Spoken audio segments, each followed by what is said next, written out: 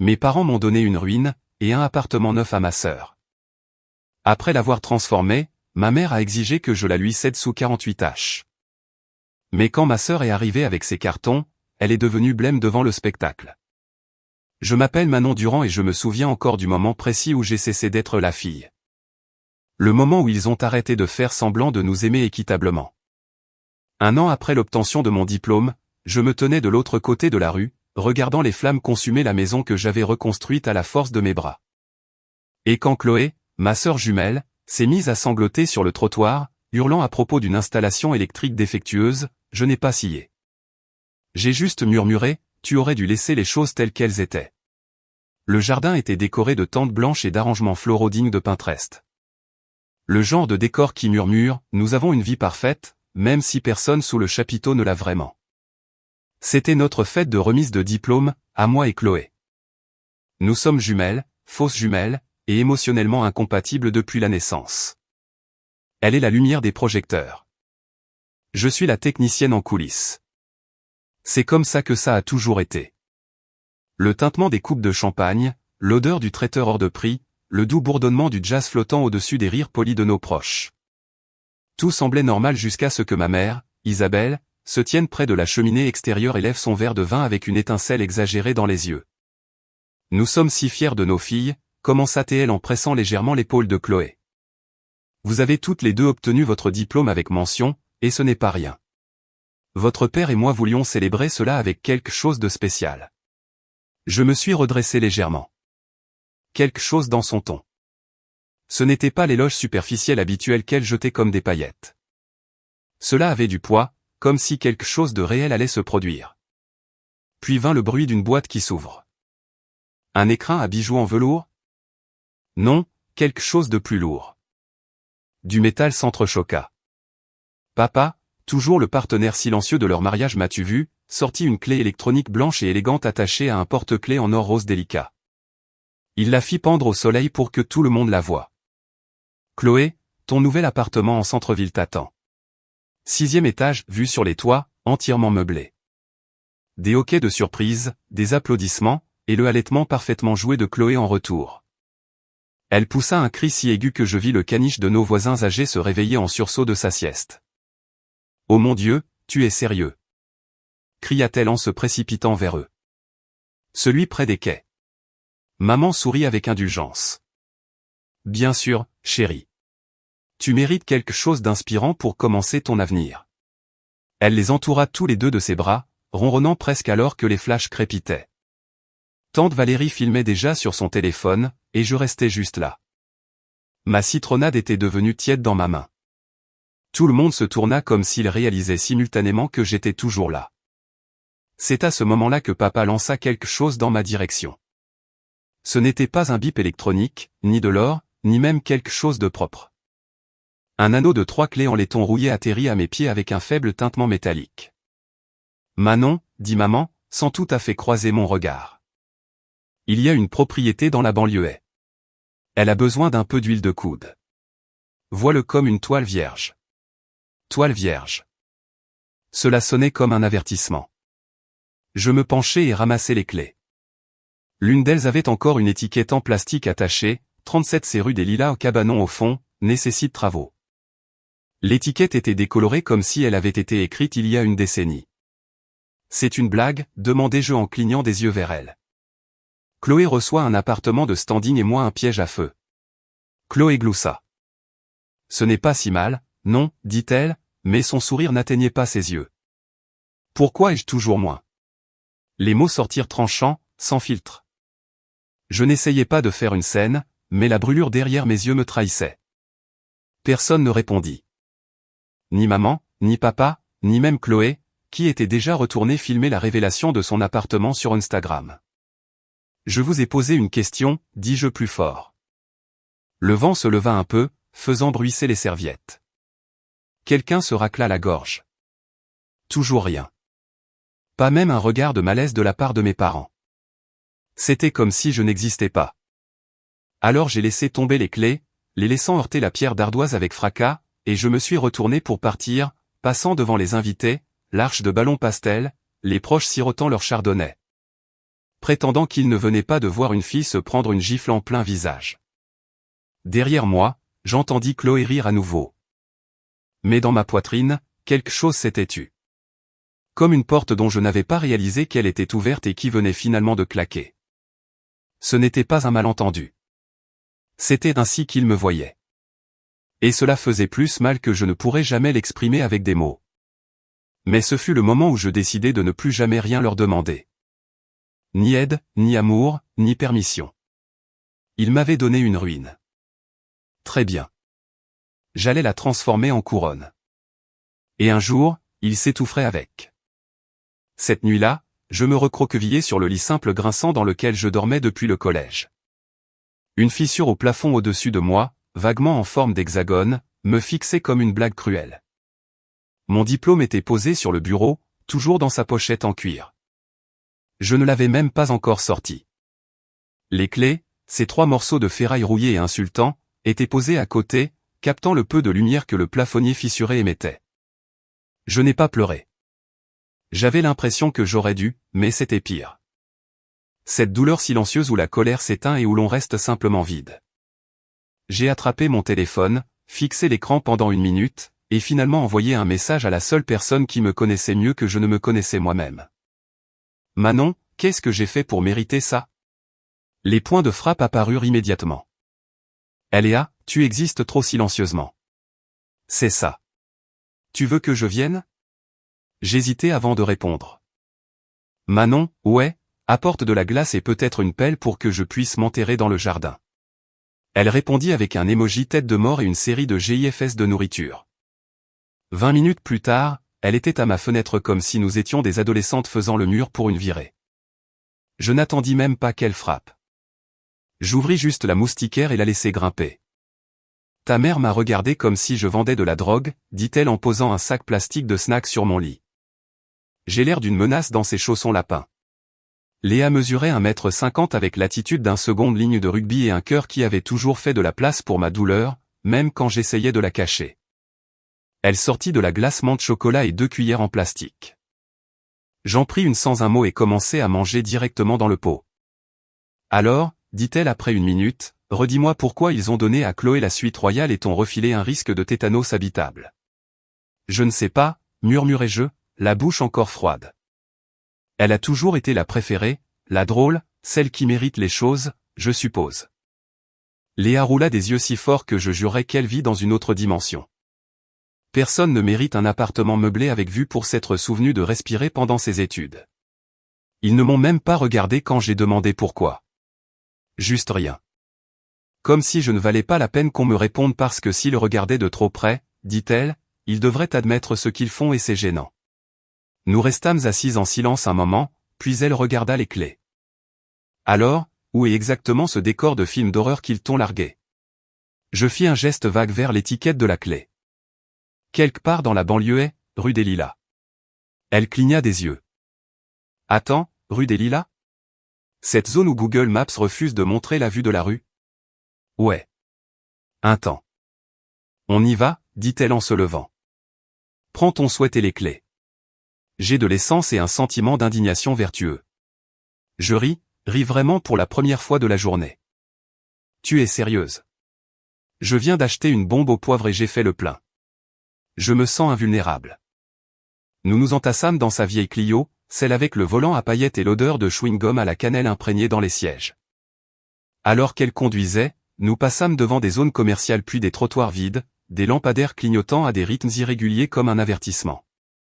La ville s'effilochait dans ce genre de calme étrange qui ne semble ni sûr ni paisible, juste oublié. Là, dis-je en pointant du doigt alors que nous approchions d'une boîte aux lettres tordues avec le numéro 37 s'étonnant à peine. C'est ça. Léa ralentit au pas. Meuf, ce n'est pas une maison. C'est un défi lancé par l'univers. Elle se tenait en retrait de la rue comme si elle avait honte. Des vignes griffaient leur chemin le long du côté comme des doigts tirant les murs vers le bas. Le porche s'affaissait au milieu comme un dos fatigué, et la porte d'entrée avait l'air d'avoir été enfoncée une fois et ne s'en être jamais tout à fait remise. Pas de lumière, aucun signe de vie. Je déverrouillai le portail avec un grincement qui sonnait comme l'avertissement d'un fantôme. Allez, chuchota Léa. Allons rencontrer ton charmant nouveau domaine. Je poussai le portail, le cœur serré dans ma poitrine, et marchai vers la maison qui était censée être mon cadeau. Et je sus au fond de mes tripes que c'était le moment où tout commençait à changer. Nous restâmes figés sur l'allée en béton fissuré, la maison se dressant devant nous comme si elle avait quelque chose à dire et rien de bon. « Ok », chuchota Léa en plissant les yeux vers la ligne de toit. Cette gouttière tient par l'opération du Saint-Esprit et un seul clou. L'herbe avait depuis longtemps capitulé face aux mauvaises herbes et des vignes épaisses et vivantes d'intention s'enroulaient autour de chaque poutre visible. L'une des fenêtres était placardée, une autre manquait tout simplement. La porte moustiquaire pendait sur une seule charnière, se balançant doucement avec la brise nocturne comme pour nous avertir de ne pas approcher. Pourtant, je m'avançai. Mes doigts se resserrèrent autour de la clé, déjà rouillée au niveau des dents. « Manon », dit Léa prudemment. « Je vais être honnête. Si je voyais cet endroit dans un film d'horreur, je crierais à l'écran pour que la fille fasse demi-tour. »« Pareil », murmurai-je. « Mais la fille n'écoute jamais », soupira-t-elle. « Alors je suppose que je serai la meilleure amie qui suit et survit grâce au sarcasme. » Je glissai la clé dans la serrure. Elle coinça une seconde, puis céda finalement avec un déclic métallique rugueux. La porte s'ouvrit en grinçant avec un son qui me parcourut l'échine. L'air à l'intérieur était vicié, comme un grenier scellé depuis trop longtemps. Mais il y avait autre chose en dessous, une note de brûlé, quelque chose de ruiné. Nous entrâmes. Mes baskets crissaient sur ce que je réalisais être du verre brisé mélangé à de la terre et de la peinture écaillée. Le couloir était étroit et sombre, et le papier peint se recourbait comme un vieux parchemin. Léa fouilla pour trouver la lampe de poche de son téléphone. « Oh mon Dieu !» chuchota-t-elle. Nous avançâmes plus loin. La pièce principale n'avait pas de meubles, juste une étagère effondrée dans un coin et un vieux ventilateur de plafond pendant bas, deux de ses pales nettes cassées. Les murs avaient de longues taches qui traînaient du plafond vers le bas comme de vieilles larmes. Et puis nous vîmes les marques de brûlure. Une section entière du mur gauche était noircie, carbonisée. Le plâtre s'effritait sur les bords, et l'odeur de suie frappait plus fort maintenant que nous étions plus proches. Léa s'approcha prudemment du mur et le tapota du dos de ses articulations. De la poussière de cendre tomba comme de la neige sombre. « Il y a eu un incendie ici », dit-elle doucement. Je ne répondis pas. Je marchais dans ce qui avait peut-être été autrefois la salle à manger, mais le lustre avait fondu en cuivre tordu. Un cadre de fenêtre se tenait vide avec des vignes s'enroulant à travers comme des doigts essayant de le revendiquer. Je sentais ma poitrine se serrer. Ce n'était pas juste besoin d'huile de coude. C'était abandonné, brisé d'une manière qu'aucun jeune diplômé ne pouvait réparer. Surtout pas une avec 148 € sur son compte en banque. Et soudain, tout le feu sur lequel je fonctionnais à colère, trahison, fierté s'effondra. Je m'assis juste là dans la poussière. Pas de façon dramatique, juste silencieuse, épuisée. Il savait, dis-je doucement, fixant les lattes du plancher sous mes pieds. Il savait que cet endroit était comme ça. Ils ne m'ont pas donné une toile vierge. Ils m'ont donné des ordures et ont appelé ça du caractère. Léa s'accroupit à côté de moi, posant une main sur mon genou. Manon. Je secouai la tête. Je suis si fatigué de faire semblant que ça ne fait pas mal. D'agir comme si c'était normal d'être toujours celle qui a les restes, les places bon marché, les clés rouillées. Qu'est-ce que j'ai fait de mal, Léa ? Tu n'as rien fait de mal, dit-elle, sa voix basse mais ferme. Tu es juste né deuxième, c'est tout. Ces mots n'étaient pas cruels. Ils étaient juste vrais. J'ai travaillé tout aussi dur, dis-je, ma voix se brisant. J'ai eu les mêmes notes. Je n'ai pas fait la fête. Je n'ai pas échoué. Je n'ai pas merdé. Et ça. C'est ce que je reçois. Léa n'essaya pas d'argumenter. Elle regarda simplement autour d'elle, puis se leva et actionna l'interrupteur le plus proche parce que, bien sûr, c'est ce qu'elle ferait. Il y eut une brève étincelle, un bruit sec, et puis l'ampoule au plafond grésilla avant de redevenir sombre. Eh bien, le bon côté des choses, dit-elle en époussetant son jean, c'est qu'on sait que le câblage est assez vivant pour être dangereux. Je ris à travers mes larmes. C'était ridicule. Tout cela était une blague cosmique, et j'étais la chute. Mais alors Léa se tourna vers moi, son expression s'adoucissant. « Je sais que ça ressemble à une tombe, dit-elle. Mais peut-être que ce n'en est pas une. Peut-être. C'est une toile vierge qui a juste oublié qu'elle était censée être quelque chose de beau. Je la fixai. Tu es sérieuse? Elle hocha la tête. Je veux dire, pense-y. Le feu a déjà ravagé cet endroit. La nature essaie de le manger. Ça ne peut pas être pire. Je levai un sourcil. C'est ça ton argument de vente? Elle sourit. Tu sais que je suis nul pour les discours de motivation. Mais regarde autour de toi, Manon. On ne peut pas tomber plus bas. Alors peut-être que tu reconstruis. Pas parce que tu leur dois quoi que ce soit, mais parce que cette fois, c'est à toi. Je regardais la coquille vide de la maison, l'ossature attendant tranquillement. Peut-être, juste peut-être, que cela pourrait être l'endroit où je désapprendrais tout ce qu'ils m'ont fait croire sur moi-même. 3 jours après notre visite nocturne de la maison de l'horreur, je me tenais pieds nus au centre du salon, portant des gants en caoutchouc, les cheveux fourrés dans un chignon désordonné, avec un masque anti-poussière attaché sur mon visage comme une survivante post-apocalyptique. Léa était arrivée ce matin-là armée de son carnet de croquis, d'un mètre ruban d'occasion et d'un niveau d'enthousiasme que je ne pouvais pas égaler, mais dont j'étais reconnaissante. Étape 1, déclara-t-elle théâtralement en déroulant une bande de papier craft sur le sol crasseux. On dégage l'espace et on cartographie ce avec quoi on travaille. Étape 2, tu promets de ne pas pleurer quand je te montrerai ce que ça pourrait devenir. Je regardais les murs tachés de cendres et les fils pendants. C'est quoi l'étape 3? Elle eut un sourire en coin. On devient des légendes. Nous avons commencé par l'entrée. Le placard à manteau n'avait pas de porte, juste 2 charnières cassées et une odeur que je décidai de ne pas analyser. Nous avons arraché ce qui restait de la moquette pourrie par endroits. Et en dessous, à notre grand choc, il y avait du parquet, usé, fendu, décoloré. Mais du vrai bois. D'origine, chuchota Léa comme si elle avait trouvé un trésor enfoui. On garde ça. Je m'en fiche si on doit le poncer à la main avec une lime à ongles. Je n'ai pas discuté. Je n'avais pas l'énergie de combattre son optimisme. Et peut-être que je ne le voulais pas. Nous avons travaillé pendant des heures à arracher des rideaux déformés, à gratter du papier peint qui s'écaillait comme de la vieille peau, à balayer les débris dans des sacs de chantier avec des balais bon marché qui semblaient casser toutes les heures. À midi, j'étais couverte de poussière. Le mascara avait coulé à cause de la sueur et mes bras me faisaient mal. Mais quelque chose d'étrange se produisait.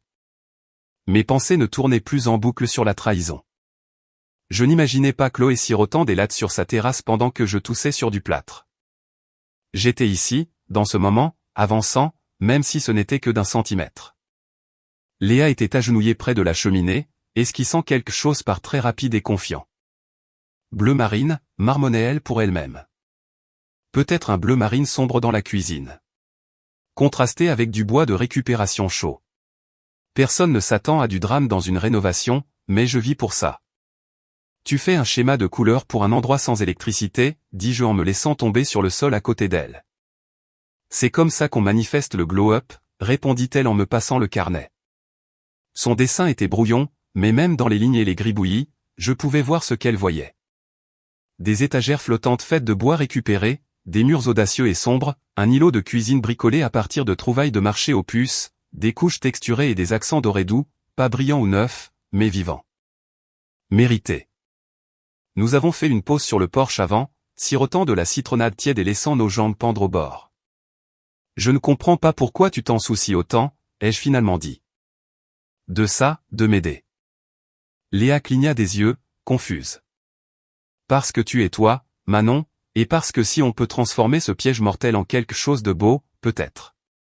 Je ne sais pas. Peut-être qu'on peut prouver que tu n'as jamais été le problème.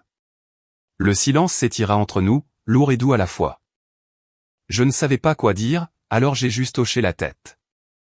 Plus tard cet après-midi-là, nous avons commencé à nettoyer la chambre du fond, ce qui était probablement autrefois une chambre d'enfant si la peinture rose écaillée en était une indication. Alors que je soulevais un tiroir de commode déformé du placard, quelque chose tomba de derrière et roula à mes pieds. C'était un ange en céramique, une aile cassée. La moitié de son visage avait fondu en un tourbillon de glaçure méconnaissable, mais le reste, ses mains jointes en prière, ses pieds à peine visibles dans une vague de plis en céramique, était intact. Je le ramassai lentement, brossant la poussière de sa base. Je connaissais cet ange. Il trônait sur le rebord de ma fenêtre quand j'étais enfant. Ma mère l'avait acheté à une vente de charité de l'église quand j'avais 7 ans. Je m'en souvenais parce que Chloé l'avait fait tomber du rebord de la fenêtre une fois lors d'une crise de colère et je l'avais recollé avec du vernis à ongles transparents et des larmes. Mais c'était il y a des années. Comment est-ce ici, chuchotai-je. Léa s'approcha et s'agenouilla à côté de moi. Tu penses qu'ils ont juste tout jeté ici après l'incendie? Je ne répondis pas. J'étais trop occupé à retourner l'ange dans mes mains, essayant de comprendre comment un morceau de mon enfance avait fini dans les cendres de cette maison. Peut-être que ce n'était pas un hasard, dit-elle doucement. Peut-être que cet endroit t'a choisi. Je regardais les murs brûlés et les luminaires cassés. Rien ne ressemblait à un cadeau. Mais cet ange, cette petite chose à moitié fondue qui avait compté pour moi autrefois, ressemblait à un message disant que même dans la ruine, quelque chose survit. Alors que le soleil descendait bas et filtrait de l'or à travers les stores cassés, Léa alluma l'enceinte portable qu'elle avait apportée et fit cracher un hymne indie rock sur le fait de reconstruire à partir des os. Nous avons frotté les murs jusqu'à ce que nos mains soient à vif et nos rires résonnaient dans les pièces vides comme si nous y avions notre place. Et pour la première fois depuis des jours, je ressentais autre chose que de la colère. Je sentais que peut-être, juste peut-être, je pourrais faire de cette maison la mienne. Pas pour eux, pas pour prouver quoi que ce soit, mais parce que je le voulais. Il n'y avait rien de glamour à se réveiller à 6 heures du matin pour faire l'ouverture au café-librairie, puis à se diriger directement vers une maison qui sentait encore légèrement la fumée et le placo humide. Mais la routine devint son propre réconfort. Service café, puis frotter jusqu'à ce que mes articulations me fassent mal. Le dîner était tout ce que je pouvais faire au micro-ondes. Les douches étaient tièdes au mieux. L'eau de la ville était peu fiable dans ce quartier. Pourtant, je continuais à venir. Et Léa aussi. J'ai rêvé d'un mur bleu marine, dit-elle un soir, ouvrant la porte arrière à la volée avec 2 nuanciers de peinture dans une main et un paquet de chips à l'ancienne dans l'autre. Un bleu marine si audacieux qu'il fait halter les gens. Jean, est-ce qu'elle a vraiment peint tout le mur de la cuisine de cette couleur? Oui, elle l'a fait. Je souris, brossant la poussière de plâtre de mon sweat. Tu sais qu'on n'a toujours pas de plomberie dans la salle de bain du fond, n'est-ce pas? C'est la phase 3, elle fit un geste dédaigneux. Nous sommes à la phase 1.5, distraire du chaos par des choix visuels audacieux. À ce moment-là, nous avions l'électricité dans la majeure partie de la maison. Le câblage avait été inégal, mais un électricien local avait accepté de le retravailler au prix coûtant quand Léa lui avait montré notre croquis de conception et expliqué que c'était un projet de sauvetage autofinancé. Les gens commençaient à aider. C'était bizarre, honnêtement. Gérard, le voisin de 2 maisons plus loin, s'arrêta un après-midi alors que je traînais des étagères déformées dehors. Il portait une salopette, sentait légèrement l'huile de moteur et avait une boiterie qui rendait ses pas inégaux sur le trottoir fissuré. « C'est vous, la fille qui nettoie cette épave ?» demanda-t-il. « C'est moi », dis-je en essuyant la sueur de mon front. Il hocha lentement la tête, puis regarda la maison comme si elle lui devait quelque chose. Elle appartenait à l'ex-femme de mon cousin autrefois, avant l'incendie. Je ne savais pas, dis-je. Ouais, l'endroit a de bonnes bases, cependant. C'est dommage de le voir pourrir. Vous le retapez toute seule? Ma meilleure amie m'aide. Elle est à l'intérieur en train de comploter des crimes colorés. Il gloussa. Vous avez besoin de placards. Je clignai des yeux. Pardon? J'ai refait ma cuisine l'année dernière. J'ai les anciens stockés dans mon garage. Bois massif, un peu éraflé, mais mieux que ce qu'il y a là-dedans maintenant. Je n'essayais même pas de cacher ma surprise. Vous nous les donneriez? Gérard haussa les épaules. Je préfère les voir utilisés que moisir. Je les apporterai demain matin. Je fixais encore l'endroit vide où il s'était tenu 5 minutes après son départ. À l'intérieur, je le dis à Léa, et elle poussa un cri de joie si fort qu'elle effraya un écureuil hors de la ventilation du salon. Je te le dis, dit-elle en souriant alors qu'elle remuait des nouilles instantanées douteuses. Cette maison a des anges gardiens, ou au moins des voisins très ennuyés. Les placards arrivèrent le lendemain, et bien que quelques portes manquaient et que l'un d'eux avait une odeur suspecte que nous avons rapidement neutralisée avec du vinaigre et des prières, ils étaient solides, en vraie chaîne. Pas les cochonneries en aggloméré que nous ne pourrions jamais nous offrir. Léa ponça les façades et les peignit de ce même bleu marine riche dont elle avait rêvé. Nous avons ajouté des poignées dorées, des trouvailles de marché aux puces qu'elle avait dénichées pour moins de 10 € au total. Et soudain, la pièce n'était pas seulement habitable, elle était belle. Un soir, nous étions assises sur le sol de la cuisine, le dos contre le mur fraîchement peint, la sueur séchant sur nos cous, sirotant du soda éventé dans des tasses parce que nous n'avions pas encore déballé de verre. Je ne pense pas qu'ils reconnaîtraient cet endroit s'ils entraient, dis-je. Léa hocha la tête. Tant mieux. La musique jouait encore dans l'autre pièce, un rythme lo-fi qui était devenu notre bande-son de rénovation. Mes bras me faisaient mal. Ma chemise était tachée au-delà de toute rédemption. Et j'avais une ampoule sur le pouce à force de tenir un pinceau trop serré. Mais je ressentais quelque chose que je n'avais pas ressenti depuis des mois. De la fierté. Cette maison n'était pas parfaite. Loin de là. Mais je ne l'étais pas non plus. Et peut-être que c'était ça le but. Le jour où j'ai emménagé, pour de vrai, il a plu. Pas le genre lourd et dramatique qui vous trempe pour les faits. Juste une bruine douce et persistante, comme si le ciel ne pouvait pas décider s'il voulait pleurer ou non, ce qui ironiquement était ce que je ressentais aussi. Les sols étaient finis. Les murs étaient peints. Les placards brillaient dans leur gloire bleu marine et or. Nous avions échangé la porte d'entrée pour une porte de récupération que Léa avait trouvée dans une casse, peinte en rouge pompier, parce que, selon ses mots, tu as besoin d'un peu de drame pour annoncer un retour. Il n'y avait pas encore de canapé, pas de vraie table à manger, mais j'avais un matelas sur le sol. Ma plante verte s'enroulait dans un pot en céramique près de la fenêtre et mon vieux tourne-disque trônait fièrement sur une caisse de lait dans le coin. Je fis tourner un vinyle poussiéreux de Fleetwood Mac tout en déballant mes assiettes chinées et un ensemble dépareillé de tasses du bac de liquidation du café. Ça ne correspondait pas. Ça n'avait pas d'importance. C'était à moi. Tout ça. Et pourtant, alors que la pluie brumisait contre les fenêtres et que la lueur de la lumière chaude remplissait l'espace, je ne pouvais pas secouer le battement nerveux dans ma poitrine. Parce qu'aujourd'hui, pour des raisons que je ne peux toujours pas expliquer pleinement, je les avais invités Chloé, mes parents à voir la maison. Léa avait soupiré quand je le lui avais dit. Tu es sûr, avait-elle demandé. Tu ne leur dois rien, surtout après, eh bien, tout. Je sais, avais-je dit.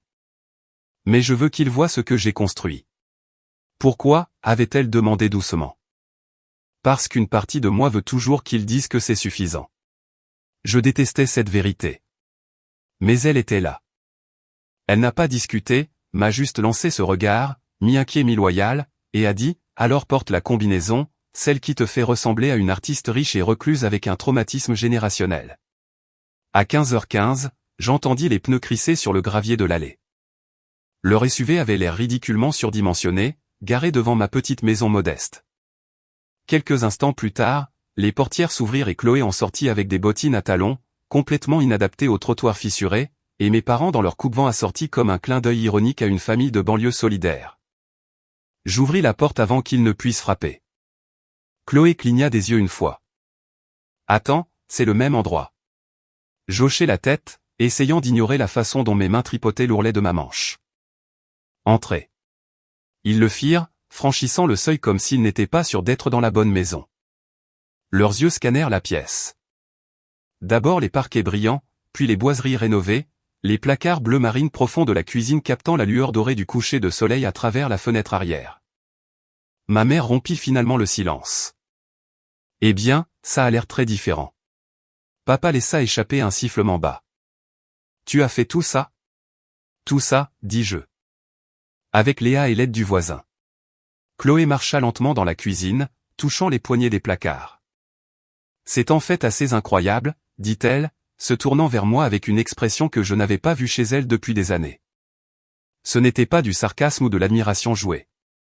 C'était de la surprise, réelle, sans filtre, comme si elle n'avait pas pensé que j'étais capable de réussir quelque chose comme ça. Je n'étais pas sûr de vouloir rire ou crier. Je ne pensais pas que c'était sauvable, ajouta-t-elle. On aurait dit que ça avait été frappé par un météore. Honnêtement, ça aurait été moins de travail, dis-je en souriant légèrement. Maman erra dans le couloir, jetant un coup d'œil dans la salle de bain à moitié finie. Tu as fait beaucoup de travail, dit-elle. Je ne pouvais pas dire si c'était un compliment ou un avertissement. Léa entra par la porte arrière juste à ce moment-là, toujours dans un jean taché de peinture et tenant un plateau de citronnade dans des verres dépareillés. J'ai apporté des offrandes pour la famille royale, annonça-t-elle joyeusement, tendant un verre à Chloé sans attendre de réponse. Chloé eut l'air surprise. Merci. Nous nous rassemblâmes autour de l'îlot de cuisine, un vieux billot de boucher que nous avions monté nous-mêmes, et sirotâmes la citronnade comme si c'était du champagne. Le silence était épais. J'attendis qu'ils disent quelque chose, n'importe quoi. Peut-être même nous avions tort. Mais personne ne le fit. Pourtant, alors qu'ils traversaient les pièces, je vis la vérité dans leurs expressions. Ma sœur ne faisait pas semblant. Elle était impressionnée. Et mes parents avaient l'air de ne plus savoir où me placer. Je n'étais plus la jumelle silencieuse qui vivait dans l'ombre. Plus maintenant. Et à ce moment-là, debout pieds nus sur les parquets que j'avais poncés moi-même, les regardant s'émerveiller de ce qu'ils pensaient que je ne pouvais pas faire, je n'avais pas besoin de leur validation. J'avais déjà construit la mienne de mes deux mains. La première fois que Chloé demanda à emprunter la maison, cela semblait assez innocent. C'est juste quelques amis, dit-elle en faisant tourner ses clés de voiture sur un doigt. Rien de sauvage. Tu n'as même pas besoin d'être là. J'hésitais. Tu veux dire organiser quelque chose ici? Juste une petite soirée cocktail, ajouta-t-elle rapidement. Ton toit terrasse est assez incroyable maintenant qu'il est stable à nouveau, et j'ai déjà dit à tout le monde comment tu as refait tout l'endroit. Ça te fera passer pour une visionnaire totale. C'était formulé comme un compliment, comme si sa fête était en quelque sorte pour moi. Je voulais dire non. Chaque partie de moi se raidit avec le sentiment que j'étais repoussé dans l'ombre, mais elle considérait déjà que c'était fait. Cool. Je garderai sa classe. Promis. J'aurais dû l'arrêter tout de suite. Mais je ne l'ai pas fait. Et quand je suis rentré le lendemain matin après un service matinal au café, l'odeur m'a frappé en premier. Vin, sueur, parfum bon marché. Puis vinrent les visuels. Des verres tachés de rouge à lèvres encombrant l'évier. Des croûtes de pizza fossilisées sur la table basse, et le vin rouge de quelqu'un, vif, irréversible, imprégné dans le tapis crème que j'avais chiné la semaine dernière. La porte coulissante donnant sur le toit était encore ouverte, laissant entrer une brise qui portait l'eau de Cologne de quelqu'un. Je sortis. Des bouteilles de bière alignées sur les garde-corps. L'une était renversée, goûtant sur les lattes du plancher. Un pot de salsa vide trônait dans une jardinière. Ma plante avait été cassée en deux. J'avais la nausée. Ma maison, mon sanctuaire, ma guérison, saccagée. Et au centre de tout cela, prélassée sur l'une de mes chaises de patio récupérées, se trouvait Chloé, portant encore son eyeliner de la veille, sirotant un café glacé comme si elle était chez elle. Elle sourit quand elle me vit. Et, Manon. Soirée épique, non? Tu te moques de moi. Ma voix se brisa, la fureur montant rapidement. Tu as dit quelques personnes, pas une rave. Elle haussa les épaules, indifférente. Ce n'était pas si pire. Tout le monde a adoré l'espace. Tu aurais dû voir à quel point ils étaient jaloux quand je leur ai dit que je l'avais conçu avec toi. Je la fixais, stupéfaite. Tu leur as dit que tu as aidé à concevoir ça. Je veux dire, j'étais là pendant la crémaillère. Ça compte, non? Non, Chloé, ça ne compte pas. C'est ma maison. Tu n'as pas le droit de la traiter comme ta poubelle et d'y coller ton nom. Elle roula des yeux en se levant. Détends-toi. Ce n'est pas comme si j'avais cassé quelque chose d'important. Je pointai le sol. C'était un tapis en laine vintage. On ne peut même plus acheter ça. Elle cligna des yeux, peu impressionnée. Tu accordes beaucoup trop d'importance aux objets. Tu accordes beaucoup trop peu d'importance aux limites des autres. Les mots sortirent avant que je puisse les adoucir. Elle marqua une pause, puis eut un sourire narquois. Mon Dieu, tu es vraiment dramatique quand tu penses que quelqu'un marche sur ton petit empire. Je ne répondis pas. Je me tournai juste, retournai dans ma maison et verrouillai la porte derrière elle. Elle frappa une fois légèrement comme si c'était une blague. Sérieusement? Je n'ouvris pas. Le lendemain matin, j'appelai un serrurier. Nouvelle serrure, nouveau code. Parce que j'avais fini de laisser les gens entrer et sortir de ma vie comme s'ils avaient construit les murs pour lesquels j'avais dû saigner. Cela faisait exactement une semaine depuis la fête. 7 jours de silence de la part de Chloé. 5 depuis que j'avais changé les serrures et ignoré son texto dramatique, waouh. Ok. Amuse-toi bien à être la jumelle aigrie. Je pensais que peut-être, juste peut-être, nous entrions dans une nouvelle phase, plus calme. Une phase où il me laissait tranquille et où je continuais à construire cette vie de mes 2 mains et mes ongles écaillés. Puis ma mère est arrivée. Pas de texto, pas d'appel, juste son SUV argenté tournant au ralenti dans l'allée pendant que j'arrachais les mauvaises herbes des parterres fissurés. Elle sortit dans ses couleurs neutres habituelles, rouge à lèvres parfaitement assorti à son gilet, un agenda en cuir zippé dans une main comme si c'était une réunion parents-prof. Je me levai lentement, de la terre encore sous mes ongles. Manon, dit-elle avec un sourire doux auquel je ne faisais pas confiance. On peut parler ? Chaque instinct hurlait le non. Mais je m'écartai et la laissai monter sur le porche. Elle ne s'assit pas. Elle regarda autour d'elle, nota les boiseries peintes, le romarin en pot sur le rebord de la fenêtre, l'odeur citronnée de la bougie que Léa avait laissé brûler ce matin-là. C'est vraiment tout à fait charmant, dit-elle, sa voix presque nostalgique. Je n'étais pas sûr que ça puisse être sauvé, mais tu l'as fait. Merci, dis-je raidement. Puis vint le changement. Son ton plongea dans quelque chose de plus doux, forcé, calculé. Nous avons une situation avec Chloé, commença-t-elle en joignant les mains.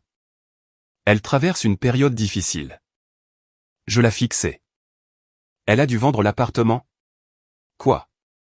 Je clignai des yeux. Pourquoi? Elle a eu quelques revers financiers, carte de crédit, ce genre de choses. Je faillis rire. C'est ce qui arrive quand ta garde-robe coûte plus cher qu'un semestre d'université. Maman ne s'y a pas. Ce n'est pas le moment pour le sarcasme, Manon. Elle est vraiment dans le besoin. Elle n'a nulle part où aller. Ok, dis-je lentement. Et quel est le rapport avec moi? Et c'est là qu'elle sourit. Un de ces sourires serrés, imprégné de pitié, qui signifiait toujours que j'allais perdre quelque chose. Eh bien, dit-elle en fouillant dans son sac et en sortant une chemise cartonnée.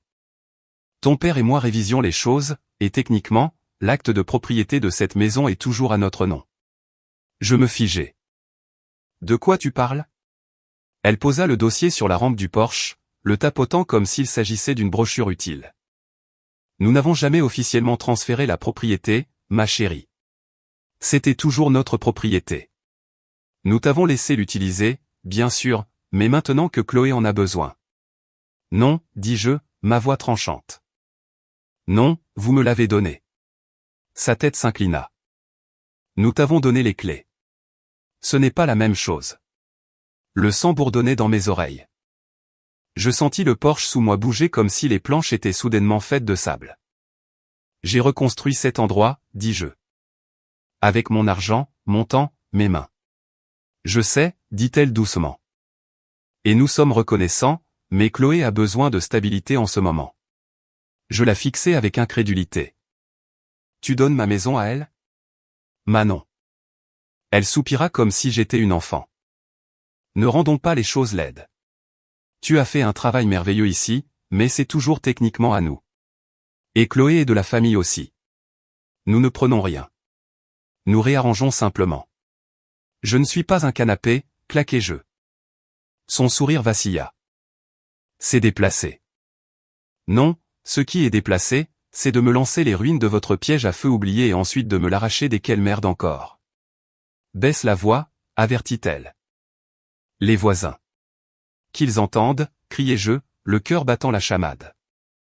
Peut-être qu'ils devraient voir de quel genre de famille je viens. Nous restâmes dans le silence, le genre qui vibre derrière les côtes. Puis elle reprit le dossier. Nous te donnerons quelques semaines pour rassembler tes affaires, dit-elle, sa voix redevenue polie. Nous ne sommes pas des monstres.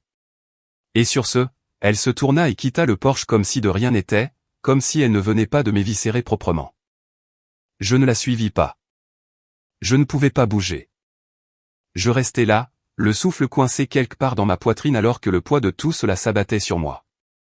J'avais tout donné à cette maison, et elle n'avait jamais été mienne. Cette nuit-là, la maison ne semblait plus être la mienne. Chaque grincement du plancher, chaque retouche imparfaite que j'avais peinte avec soin, tout semblait distant, comme si j'étais déjà un fantôme à l'intérieur. Je laissai la lumière du porche éteinte, ne prit pas la peine de verrouiller la porte. À quoi bon? Léa vint sans demander. Elle entra avec la clé que je lui avais donnée il y a des mois, portant 2 bouteilles de vin rouge bon marché et un sac de pop-corn micro-ondable. Elle ne dit rien quand elle me vit recroquevillé sur le matelas nu, toujours dans le sweat que je portais depuis le matin. Elle s'assit simplement au pied du lit et me tendit un verre. « Bois, dit-elle. » Je le pris mais ne buvais pas. Fleetwood Mac jouait doucement en fond, un des disques que je n'avais pas encore mis en carton. Landslide. Quelle ironie. J'aurais dû m'en douter, murmurai-je en fixant le mur. Léa s'appuya sur ses coudes. Qu'est-ce qu'il s'est passé? Je lui racontai tout. La visite, le dossier, le sourire tordu, le langage juridique enfoui dans la préoccupation parentale. La façon dont ma mère m'avait appelé ma chérie tout en m'expulsant de la seule chose que j'avais vraiment construite. Quand j'eus fini, ma voix était sèche et plate, comme si ce n'était même plus mon histoire. Léa n'interrompit pas une seule fois. Elle hocha juste lentement la tête et remplit mon verre. Alors, dit-elle finalement, ils vont vraiment la donner à Chloé. Ouais. Et elle est d'accord pour la prendre?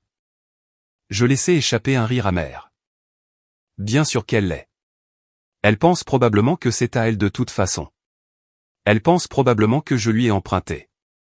Léa regarda autour de la pièce. Ses yeux scannèrent les placards bleu marine, les étagères faites main, les impressions d'art que nous avions collées avec soin. Puis elle se tourna vers moi avec un sourire calme et dangereux. « Ok, dit-elle. Laisse-leur la voir. » Je clignai des yeux. « Quoi? Tu m'as entendu. Laisse-leur la voir. » Ma poitrine se serra. « Léa, je ne vais pas juste leur donner. Pas comme ça. » Elle s'assit, jambes croisées, l'énergie changeant. Pas comme ça, pas fini. Je l'observais. Quelque chose en moi se réveillait lentement. S'ils veulent tellement cet endroit, continua-t-elle. Alors peut-être qu'on le leur rend comme ils te l'ont donné. Le silence s'installa dans la pièce. Et puis je ris juste une fois. Court et tranchant. C'était absurde. C'était mesquin. C'était parfait. Tu veux la saccager, demandai-je lentement. Pas saccager, répondit-elle. Une lueur malicieuse dans les yeux. Réinitialiser. Ramenons-la à ce qu'elle était au début. Pas de vol, pas de violence, juste de la soustraction. Je la fixai, le vin frappant enfin chaud dans ma poitrine. Ils ont dit que c'était toujours à eux. Donc, on ne prend rien qui ne nous appartient pas, dit-elle calmement. On déménage juste tes affaires. Une étrange immobilité s'empara de moi. Le désespoir, la honte, l'impuissance, cela commença à s'amincir. Pas disparaître entièrement, mais faire place à quelque chose de plus froid, plus tranchant. Et le câblage, demandai-je. Léa leva un sourcil. Dis-m'en plus. J'ai réparé la majeure partie moi-même, dis-je. Certaines prises sont douteuses. J'ai tout documenté. Je sais ce qui est sûr et ce qui ne l'est pas, elle hocha la tête. Donc, si quelqu'un surchargeait le système. Je veux dire, ce serait malheureux. Un sourire s'étala sur son visage. Je regardais mes mains, sèches d'avoir frotté, cicatrisées par les clous et les échardes, mais stables. Cette maison n'était pas sûre quand ils me l'ont donnée, chuchotai-je. Pourquoi devrait-elle être sûre quand je la rends? Léa trinqua son verre contre le mien. Ça, c'est de la poésie. Nous restâmes ainsi un moment, sirotant du vin dans la lueur orange du tourne-disque. Dehors, le vent bruissait à travers la clôture brisée. À l'intérieur, quelque chose de nouveau fleurissait.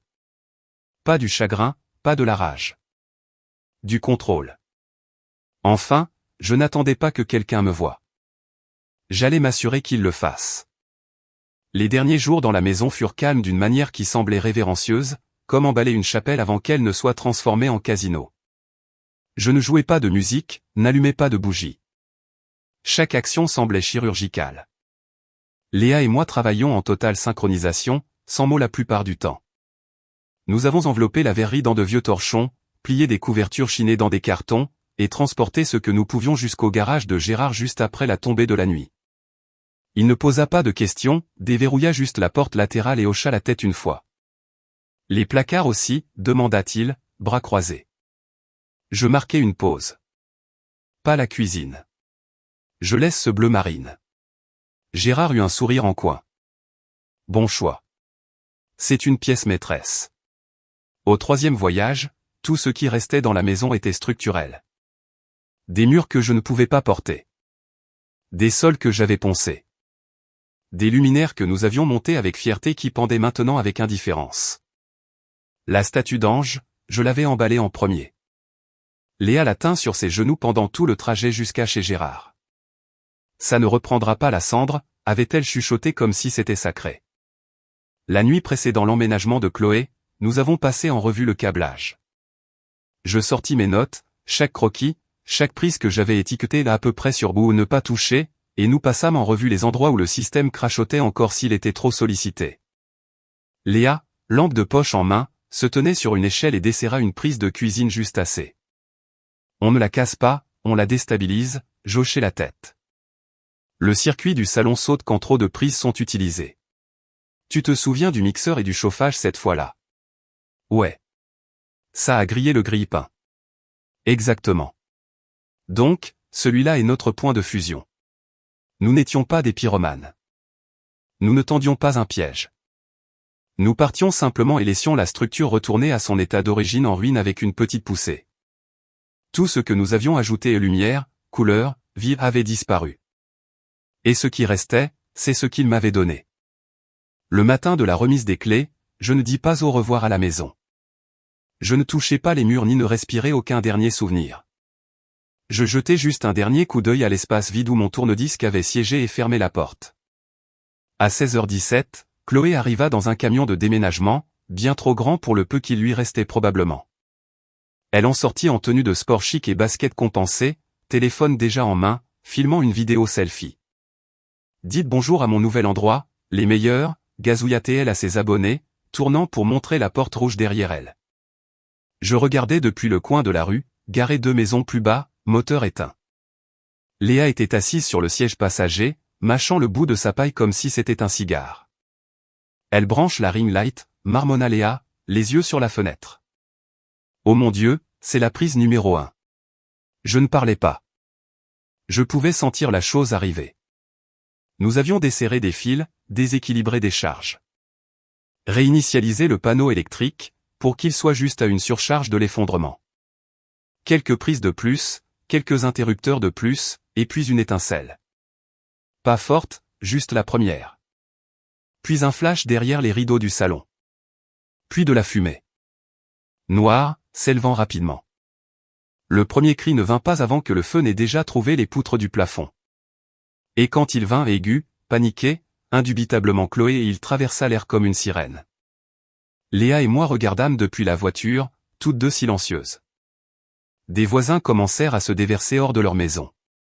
Quelqu'un appela le 18. Quelqu'un d'autre cria le nom de Chloé. Elle sortit. Bien sûr qu'elle sortit. Trébuchant en chaussettes, mascara coulé, serrant un petit sac fourre-tout comme si c'était une bouée de sauvetage.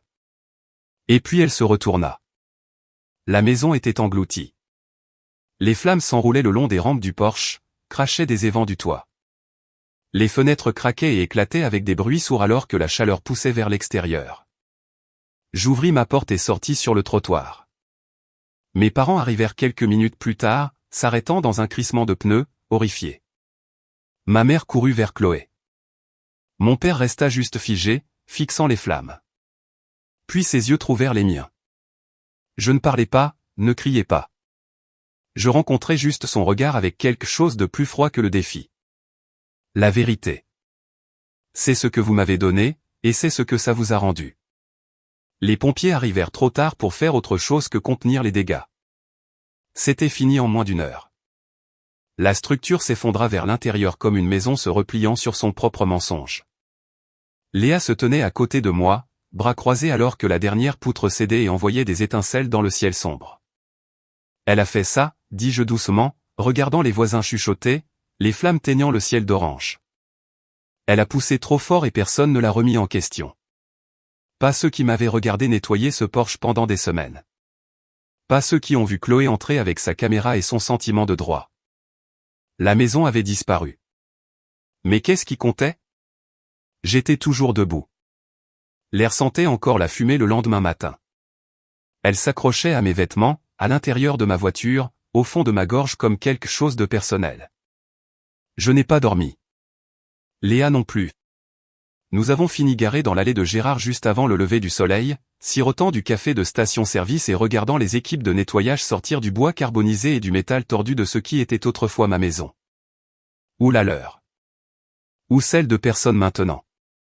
De l'autre côté de la rue, Chloé était assise dans le SUV de nos parents, enveloppée dans une couverture, faisant défiler son téléphone d'un air absent. Ses yeux étaient rouges, pas à cause de la fumée, mais de la rage. Elle leva les yeux une fois et me vit. Elle ne détourna pas le regard, et moi non plus. Elle savait, mais elle ne pouvait rien prouver parce que lorsque les pompiers inspectèrent les dégâts, les premiers mots sortis de la bouche du capitaine furent « installation électrique défaillante ». Les prises surchargées, les disjoncteurs avaient lâché. C'était une cause classique, et j'avais les preuves.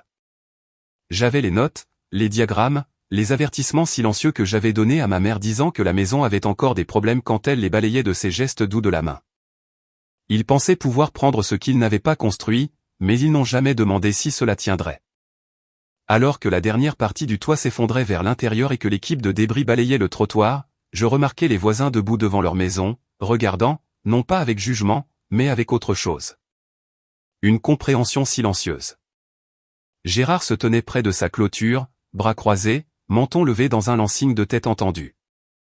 Il ne dit rien, mais je pouvais le lire sur son visage. Il savait exactement ce qu'il m'avait fait et ce que j'avais fait en retour. Mes parents s'approchèrent alors que les dernières braises s'éteignaient en sifflant. Le visage de ma mère était tiré par le chagrin et l'incrédulité. Une main serrant sa poitrine, l'autre tenant toujours son agenda comme s'il y avait une page à l'intérieur qui pouvait réparer ça. C'était notre maison, chuchota TL. Non, dis-je doucement. Ça ne l'a jamais été. Mon père plissa les yeux. Nous t'avons donné une chance et voilà ce que tu fais. Vous m'avez donné une épave, claquai-je. Vous m'avez donné de la cendre et m'avez dit d'en faire un palais. Et quand je l'ai fait, vous avez essayé de le reprendre. Vous n'avez pas le droit de pleurer maintenant. Chloé sortit de la voiture, bras croisés serrés. Tu as fait ça, siffla TL, bas et furieux. Tu as fait ça, répondis-je, encore plus bas. Tu as poussé trop fort. Le silence qui suivit n'était pas vide. Il était plein de tout ce qu'il n'avait jamais admis. Chaque affront, chaque miette d'amour inégal, chaque « pourquoi ne peux-tu pas être plus comme elle ?» Et pour une fois, il n'avait rien à dire. Je m'éloignai avant qu'il ne puisse trouver les mots parce que j'avais déjà les miens, et je les avais tous dits. Une semaine après l'incendie, je regardais un homme venu du Bon Coin charger ma table basse vintage à l'arrière de sa camionnette. Il ne demanda pas pourquoi je la vendais. Je n'offris pas d'explication. Elle était restée dans le garage de Gérard avec le reste des meubles que Léa et moi avions sauvés, ses fauteuils dorés chaleureux, les tabourets de cuisine que nous avions peints en vert forêt mat, quelques miroirs vintage. Même la statue d'ange à moitié fondue que j'avais discrètement enveloppée dans une couverture polaire et placée au fond d'un bac de rangement en plastique. Pièce par pièce, je laissais tout partir. Gérard se tenait à proximité, bras croisés, regardant l'homme partir. « Vous êtes sûr que ça vous va ?» demanda-t-il, désignant les objets restants. « Je suis sûr, dis-je, même si ça faisait un peu mal. Ce ne sont que des choses. Vous avez tout construit à partir de rien. Ce qui veut dire que je peux le refaire, dis-je, surprise de la certitude dans ma voix. Il hocha la tête. Vous êtes plus coriace que vous en avez l'air, Manon. Je souris. Ouais, il s'avère que je devais l'être. Le drame de l'assurance fut un gâchis. Chloé avait branché une ring light, un fer à boucler, 2 radiateurs d'appoint et un refroidisseur à vin électrique sur une seule multiprise surchargée. Le rapport l'a rendu clair comme de l'eau de roche. Négligence. Ce seul mot tua leur indemnisation. Pas de chèque, pas de reconstruction, pas de sauvetage magique. J'ai entendu plus tard que mes parents avaient dû hypothéquer une partie de leur propre maison pour couvrir les coûts de nettoyage. Je n'ai pas demandé. Je n'ai pas jubilé. J'ai simplement pris du recul parce que ce n'était plus mon fardeau. J'ai pris des gardes supplémentaires au café. Repris mes routines. Léa, toujours dans mon coin, m'a aidé à lister et vendre chaque article que nous avions stocké. Et petit à petit, j'ai rassemblé assez pour une caution. Le nouvel endroit n'était pas grand-chose, mais ce serait le mien. J'avais appris quelque chose durant ces semaines. Pas seulement comment caroler une salle de bain ou poncer des parquets, mais comment rester debout quand tout ce que vous avez construit vous est arraché. Et plus important encore, comment ne pas demander un espace que je pouvais revendiquer moi-même. Je n'ai pas dit à mes parents où j'ai déménagé. Je n'ai plus donné mon numéro à Chloé. Et pour la première fois de ma vie, je ne me suis pas senti coupable de ça. Je me sentais juste libre. 1 an plus tard, mon appartement sent les agrumes et la peinture fraîche. L'espace est petit, la taille d'un studio avec des planchers inégaux et des fenêtres qui tremblent quand le vent devient sérieux, mais je l'aime comme si c'était un joyau de la couronne. Les murs sont tapissés de croquis encadrés que Léa m'a offerts. L'un de la porte d'entrée rouge, un autre de nos placards bleu marine, et un troisième d'un ange brisé recollé en traits de crayon doux. Léa est assise en face de la petite table à manger maintenant, mangeant des nouilles froides dans un récipient à emporter et riant d'un commentaire laissé par quelqu'un sur notre blog. « Écoute ça », dit-elle entre 2 bouchées. « Est-ce normal de pleurer en regardant quelqu'un arracher du lino ? Tu rends les gens émotifs avec du joint de carrelage. » Je souris. Nous sommes des artistes du brisé. Ce qui a commencé comme un journal privé est devenu une communauté, des secondes chances et de la sciure de bois. J'écris sur la reconstruction pas seulement des maisons, mais des vies, des choix, des limites. Nous organisons des ateliers le samedi, surtout des femmes, surtout fatiguées, surtout prêtes à réclamer quelque chose. Je ne leur raconte pas toute mon histoire, pas tout de suite. Mais quand quelqu'un finit par demander à propos de l'incendie, et ils le font toujours, je souris juste doucement et dis, parfois, la seule façon de reconstruire est de brûler ce qui ne vous a jamais appartenu. Puis je sirote mon café, regarde autour de ma petite maison dépareillée et magnifique, et ressens le genre de paix qui ne vient pas du fait d'avoir plu. Elle vient du fait de savoir quoi accepter à nouveau.